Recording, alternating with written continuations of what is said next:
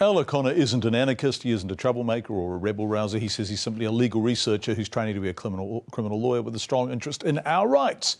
Well, as the Hutt City Council are about to find out, that's a bit of a problematic combination for anyone who stands against him. You see, a couple of weeks ago, a parking warden ticketed Al's car and he decided to look at laws under which it was handed down. What he seems to have found was a major loophole that could cost the Hutt City Council dearly. Dan Parker says, tickets, please. Al O'Connor was running a bit late, so when he returned to his car, there was a parking ticket on its window.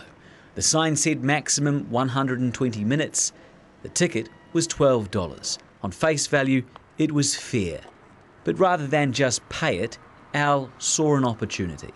As a member of the law profession, as it were, we're always encouraged to look at the source of power, particularly if you have a public law interest, or like I do, I'm a rights-based advocate. So I took it on myself to check the lawfulness of the notice. The Hutt City Council was the source of power. It issued the ticket through a warden.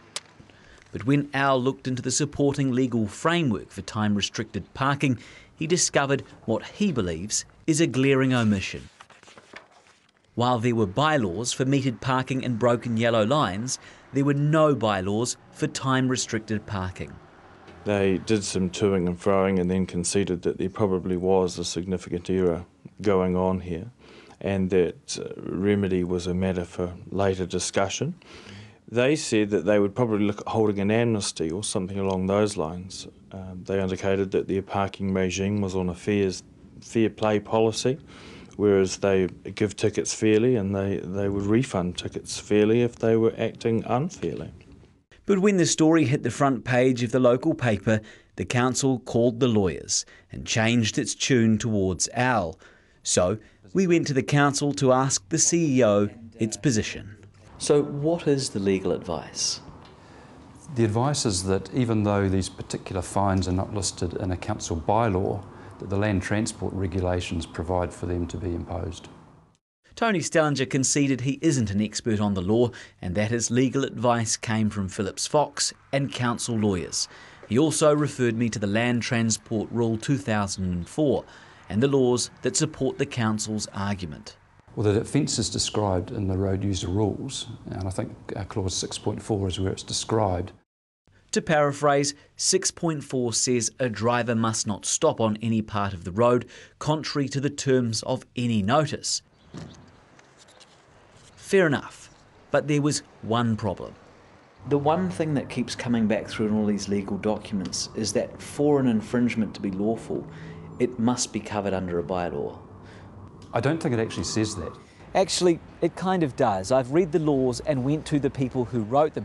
This is an email from the Ministry of Transport. It backs up Al O'Connor's point of view that parking infringements need to be specified by a bylaw. The Ministry of Transport experts go on to say that it's up to the council to ensure it's fully met all of its legal obligations, which is in direct contradiction to the advice the council has been given and is using to argue its side of this case. I think that the council are not coming up and owning this problem. You think they're saving face? Absolutely. And do you think that's going to work for them? No, not in the long run. Either they accept it now or we go to the court and the court will tell them that it's wrong.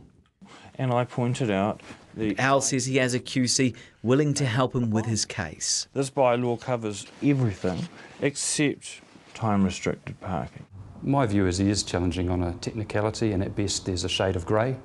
We are talking about a $12 ticket, and I guess I would question the use of the judge's time over a matter like this. The problem for the Hutt City Council is the Ministry of Transport sees no grey.